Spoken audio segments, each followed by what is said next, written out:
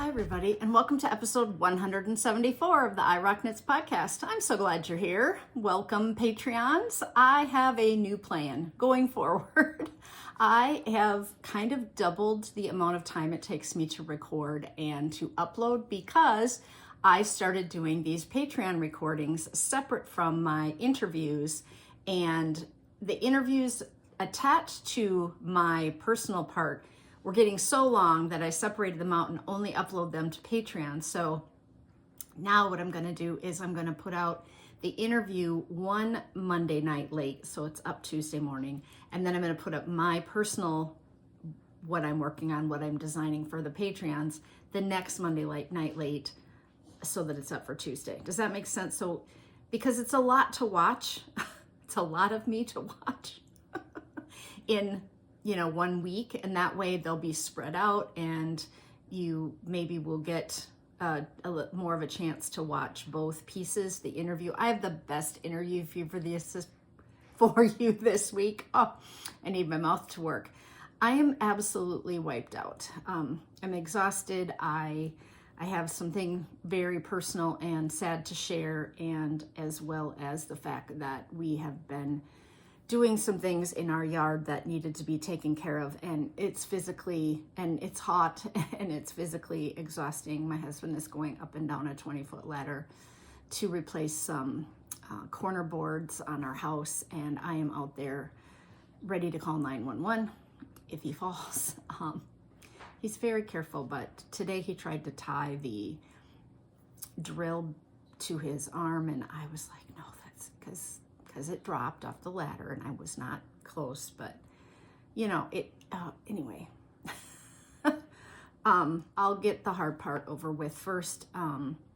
I had a dear friend pass away, part of my knitting group. Her name was Barbro Goransson.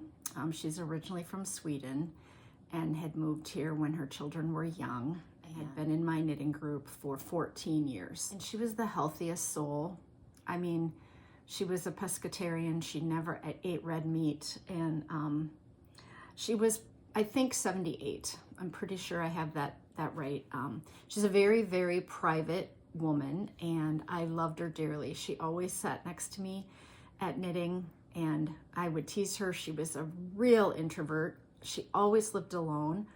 Her boys are both grown and don't live in the Twin Cities, so I would scold her and say, both of your sons and their families need my phone number. I need to, you need to be able to call me if something happens. And she's just very private and quiet, but she loved to garden. She loved native grasses, and I had not been able to get in touch with her. I got a text message in March, and I talked to her in April, and she had stopped coming to knitting group and said that she just was feeling so under the weather. Now, knowing what I know and what I found out, she probably knew that the cancer was there, but she passed away 2 weeks ago, unbeknownst to any of us. And she was in my book club at church. It was just shocking. I went over to her house on Thursday because we hadn't gotten a response from her, and her plants hadn't been planted, her spring flowers, she lived in a townhome, and I had texted her and said, I haven't heard from you. I'm stopping over. I just want to get a hug in the driveway. I won't invade your space, but, and I knocked and knocked, and it was dark. And I knew the minute I saw that the plants weren't planted that something had happened. Him just said, we're concerned because we haven't heard from her for about 4 to 6 weeks. Several of us have reached out. I've called and left messages, and he said, I'm sorry to say my mother was diagnosed with pancreatic cancer in April and died 4 weeks later, just 2 weeks ago.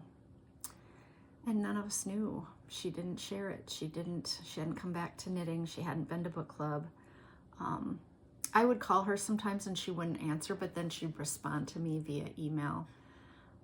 I'm going to put a little memoriam at the end of this video of some pictures that we've gathered from her and her last text message to me, which said that she was thinking back about the 14 years that she had been in book club and all the places we had met and the friends that she had. I've just been feeling really sad, and I know you're all gonna say don't feel that way, but a little guilty about the fact that I hadn't driven over sooner, that I hadn't gone over. But like I said, she was very private. She was a real Swedish woman, and I will miss her dearly. It's just been a rough few days here for me. I just haven't been able to get over the fact that, you know, life is so precious, and that we need to do the things and tell the people that we love them more often. And yeah, I'm just feeling a little sad about that. But I am going to go ahead and do the podcast here. It is late on Sunday evening. It's still light out, but I'm going to get the podcast recorded so that I can edit tomorrow. And then I'm going to put it up so that everyone will know that going forward, the podcast will be on a new Monday. So this week's interview is with Stacy Dresso. I hope you go over and watch it. She is the farmer of Dresow Family Farms, which is about an hour south of me. I drove down to her farm on Wednesday. I spent the day with her and interviewed her, took a tour of her farm. She's an amazing sheep farmer and dyer. She dyes with all plant-based fibers. I met her guardian dogs. It was just a lovely afternoon at her farm. We sat out on her brand new screened-in front porch that they had just finished. And the light wasn't the greatest because it was a covered porch, and the sun was coming in a little from the backs of us. So I tried to lighten it up, but boy, does she have a story to tell and a lot of information. And I hope some of you that have shied away from farm yarns will go over and check out her Cormo, because it is some of the softest farm yarn I have ever felt. And she had my farm yarn shawl knit up, and so go take a look at that because it's just beautiful. She has a website. You can get her yarns. She travels to a ton of shows, so she told us about all of her upcoming shows, so you'll be able to find out whether or not she's coming to an area near you. I just want to get some eyes on some of these women who work so hard to raise sheep and shear sheep and mill yarn and then dye yarn. And her story is it's just wonderful. And so please go over and watch that interview with Stacy. If you haven't gone back and watched some of the most recent interviews, man, I have had some amazing people on the podcast. And if you're behind, just make a note to yourself to sit down and watch some of them, because I think you'll be really inspired and motivated and to knit more and to check out farm yarns. And yeah, so when I was down at the farm with Stacy, she brought out a whole bag of her yarn, and I had to get the yellow, and I got the brown and white, which if you watch the interview, you will see.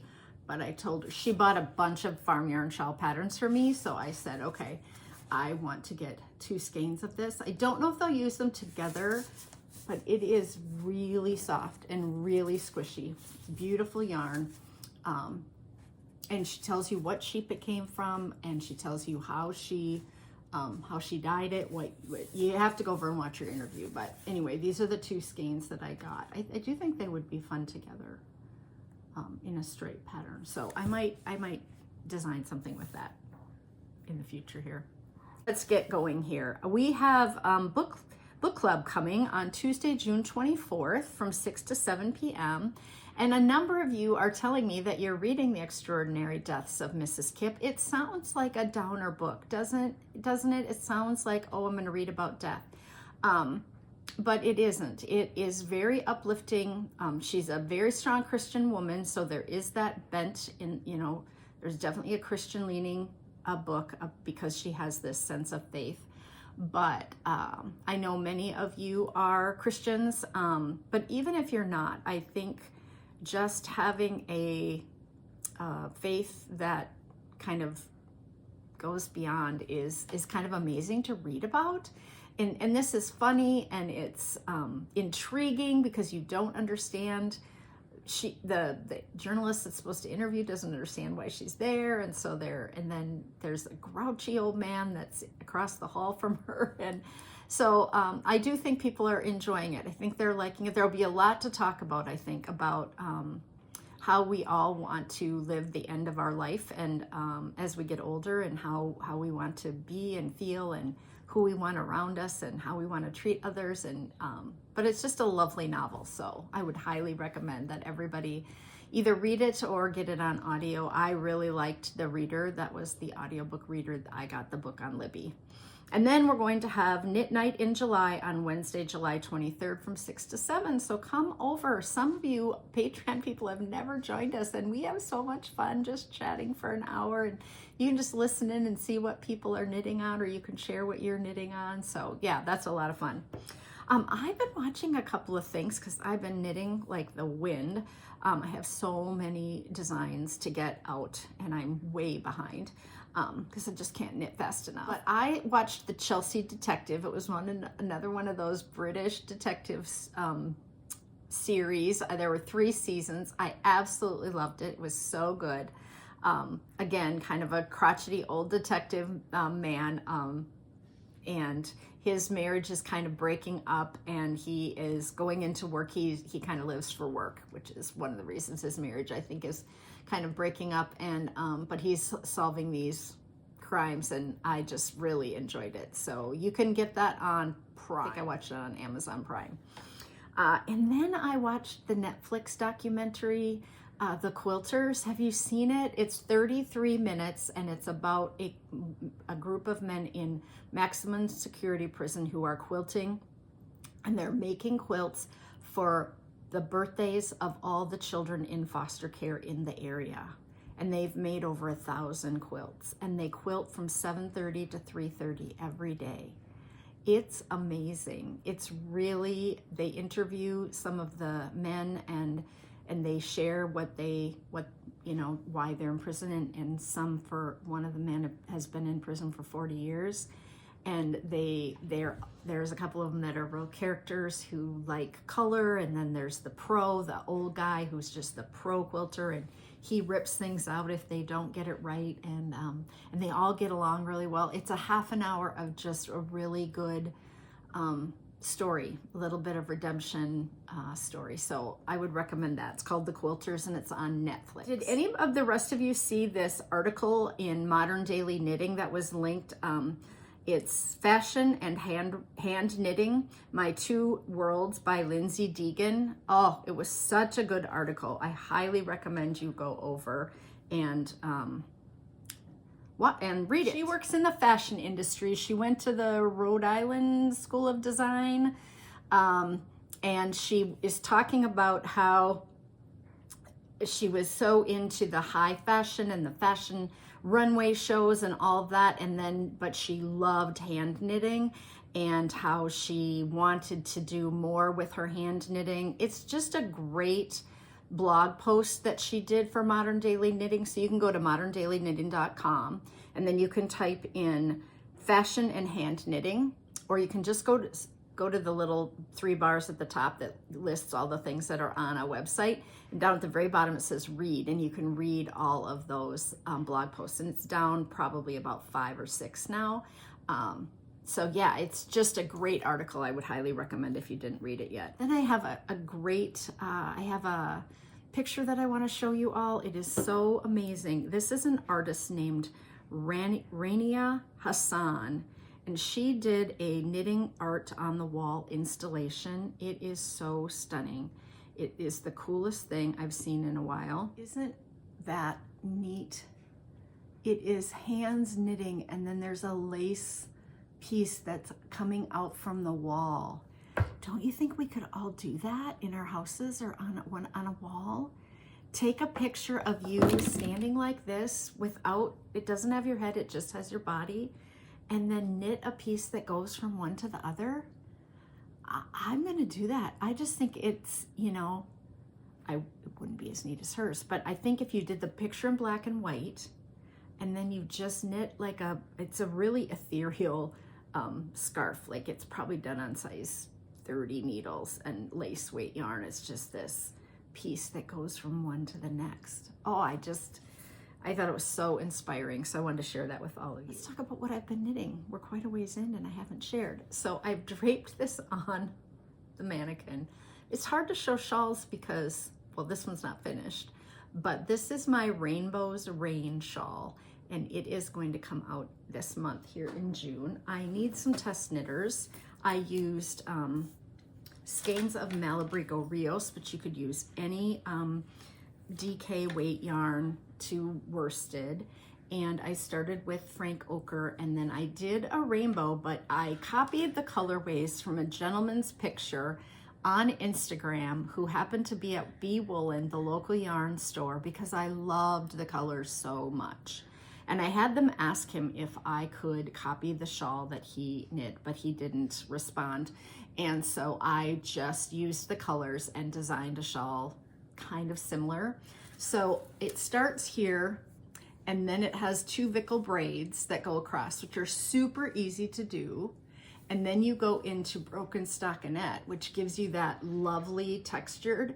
And then you do regular stockinette and another Vickle braid, and then broken stockinette, 2 Vickle braids, regular stockinette, and now I'm going back to the first color, and it's going to be a big, much bigger section here, and it's all broken stockinette, and I'm going to go through all the colors the other direction. So as I got through these, I used more and more of the yarn, right? But now if I'm going backwards, I will have less of the yarn to work with, but the pieces will get smaller. This side is going to be longer and bigger. It's going to be longer than the first side.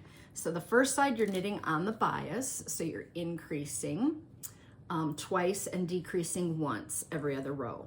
And so this just grew at that rate. On this side, we are only decreasing every 4 rows. So if the sections are going to be wider, and it's going to make a crescent going the other direction. So it's quite a bit of knitting, but it's easy knitting. And I just think the colors are stunning. Are they just not so pretty? I really am holding it upside down. This is the flat edge at the top. I guess not that it matters, but yeah. So I use Malabrigo Rios, and I had 5 colors, and then the contrast color that is the main color that is the dividing section, which I use like a kind of a charcoal black color. But you could use a fade if you had a bunch of blue skeins of worsted DK weight yarn. I mean, I really think Rios works up in more of a DK weight gauge. It's listed as worsted, but I'm on a size 8 needle. I will block it so that it's a little more drapey. I didn't want it to be open, like too open like a shawl. So the fabric is not dense, but it doesn't have holes in it, right? Like I could have gone up to a 9. You certainly could if you really wanted it to be drapey, but you might use more yarn. So anyway, it's called Rainbow's Rain, R-E-I-G-N, and it will come out by the end of the month. I just need a couple of testers who are fast and can get me on board. So then I started working on my Rainbow Pride Dumplin Bag, because I had this brilliant idea that these things should all come out in June. So all the proceeds from this scarf will go to the Trevor Project, which is a hotline for LGBTQIA youth to call in if they are struggling with depression or sharing with their families or friends or any of those things. And right now we all know that cuts are happening to all those programs. So I definitely want to get these patterns out so that people can get the pattern, and I will give the proceeds to the Trevor Project. So this is the second project that's going to come out, and this is based on my Wear It With Pride hat. This uses Stonehenge fiber mill yarn, and it is their worsted weight, and I am using the leftovers from this hat to make the matching coordinating bag. So this will be the Dumplin Bag. I got through all the first set of colors. I will do it again and then do the top of the bag so that the bottom has just a garter. I have people test knitting the first one, which is a Pretty Boxes, and the second one, which is the Spring Fever Day. This will be the third that I'll have coming out, and it will have this rainbow palette, but you can do it in any colors that you have scraps of. So if you have a whole bunch of blues and purples that you love, with 2 rows of each color going up. And I did purple, blue, green, yellow, orange, red, and then purple, blue, green, yellow, orange, red. So it's 6 colors. Someone could do it in just 2 or 3 colors if they chose. You could just do more rows of color. You could fade it. There'd be a lot of options for this little bag, but these proceeds will also go to the Trevor Project. So yeah, those are 2 things that I've been working on to try to get knit up. I started this shawl, this little tip of this shawl right here, to get it how I wanted it to look and to have the I-cord on both edges, and to get the increases to go, let me turn it around, to get the increases to go in the right direction and to have this nice little edge there. 6 times I started this over one, dude. I just couldn't quite get it the way I wanted it, but it is working now. So that was great. Then I knit up another nifty neckerchief in the purple colorway. I did finish this. So those are all being test knit right now, and they will come out shortly. And this is just a tiny little scarfette. I'm calling a neckerchief, or a necker scarf. That's what I'm calling it. And I have 3. So I have, I'll just put a picture in, but I have the orange stockinette, I have the cabled one, and then I have the one with beads that I showed last week. And those all 3 will come in one pattern. But they can be used if you are a scarf person that likes to tie their hair up, like if you have a lot more hair than me, they can be used in your hair as just a little scarf. I could tie this again, but you could use it like that or around your neck, and you just tie it up. And depending on how, I used a blown yarn, so it is super soft around your neck. It's just absolutely lovely around your neck. I used blown yarn, so isn't it cute? I should have the orange one on. I have so much orange on it. Anyway, so the nifty necker scarves will be coming out as well. I have 4 audiobooks this week. I'll try to go through them quickly. The first one I listened to was Paris by Paris Hilton. I talked about it briefly last week because I had started it, I think. Anyway, and she went through kind of a rebellious time as a youth, and she was later in her life diagnosed with ADHD, which was part of her struggle in life with chemical abuse and misbehaving. Not being able to concentrate in school and things like that. But her parents had her kidnapped in the night and taken away to one of those wilderness facilities. And so where she they took everything from her, and she didn't know why she was being stolen in the middle of the night. It's horrific what happened to her. So I listened to that. Then I listened to the book Careless People by Sarah Wynne Williams. You guys, this is a must read, absolutely must read. An explosive memoir charting one woman's career at the heart of one of the most influential companies on the planet. Careless People gives you a front row seat to Facebook, the decisions that have shaped world events in recent decades, and the people who made them. He's a terrible person. Terrible. This woman worked at the company for many years, and this is like a tell-all, and it's something everyone who is on any bit of social media at all should read or listen to. Yeah, they sent her all over the world, and the things that they do it's shocking. And we know, but I mean, we know things that are going on, but it's just shocking. So highly, highly recommend. Someone I follow on Instagram is reading it right now, and she just posted tonight that said something like, I can't even believe these people. And I was like, I know. It's just incredible. Then I read a book called Between Shades of Gray by Ruby Sepetys, and I did not know about this. I was unaware. This is about a Lithuanian girl who gets taken from her home with her family and shipped to Siberia. And I was unaware that this had happened. This is an untold story, untold part of our history, our story.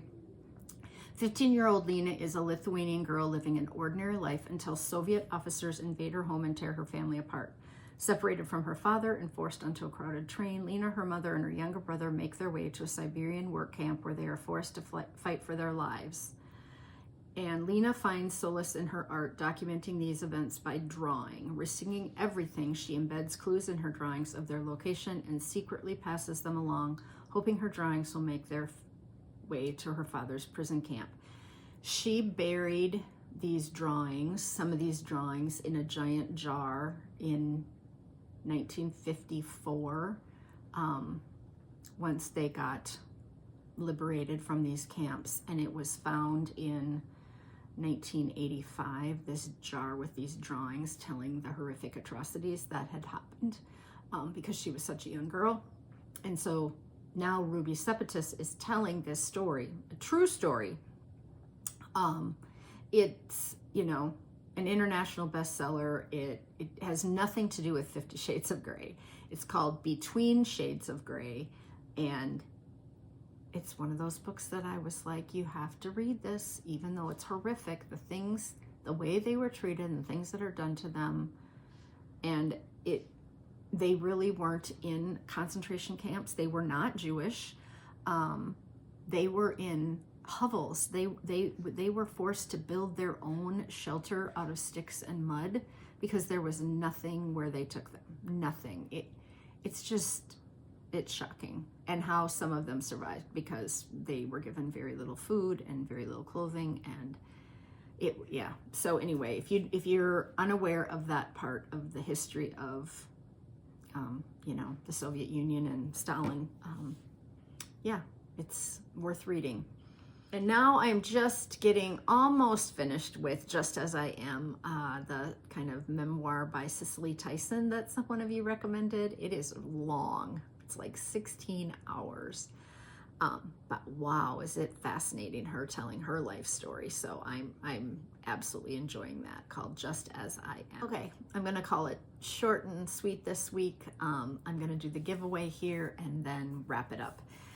I have a giveaway for all of you. Oh shoot, I didn't bring it. This week's giveaway is a really good one, I think. I have these coasters to give away. They're the little felted ball coasters, which I absolutely love, right? Like, I have these, I have a big one, I have a square one, I have one on my front door that's a wreath. I have them all over my house, but I have a package of these to give away. And then I have a skein of Malabrigo worsted in the Water Lily colorway. This is a super soft, single ply, beautiful skein of yarn. I have some stitch stoppers that are owls, a little row counter, a little piece of measuring tape, as well as some of those sock keepers. So that is all gonna go into one package. And the winner this week, because I've already drawn, is Carrie Kane. So Carrie, Patreon member, Carrie Kane, congratulations. This is coming to your house. This is just to remind you of me constantly. But yeah, I got some more. I ordered a couple of things as giveaways so that the prizes would be a little bigger, and I'm really excited to give those all away. Will you please comment on the video below? Just tell me what you're knitting. I really would like to have more of a discussion with some of you, more of a communication on, you know, what you're knitting, what you're doing, what are you planting in your garden. I'm just gonna do some tomatoes and a pepper this year. My deck is so hot, and we really need an awning, and I don't want to invest in a huge awning that would come out. It's just the way my house faces. My deck is so hot, and I have a raised planter bed that's back there. So we moved it off the deck and we moved it down to the ground, which is kind of a pain because my flowers are all up on the deck and that's where I water. But anyway, we moved it down to the ground because the stuff just fries.